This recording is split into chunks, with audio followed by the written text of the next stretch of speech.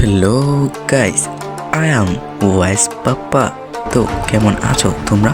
তো আজকে আমরা এই ভিডিওতে দেখবো 2026 সালে আমরা কি র্যাঙ্ক রেওয়ার্ড পাবো। তো চলো দেখে আসি।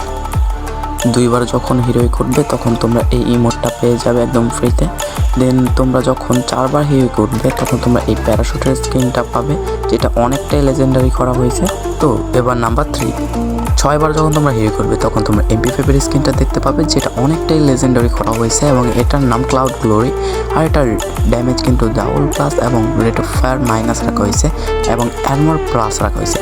ফ্রি স্কিন হিসেবে এটা অনেকটাই সুন্দর করা হয়েছে, তো তোমরা চাইলে এটা নিতে পারো।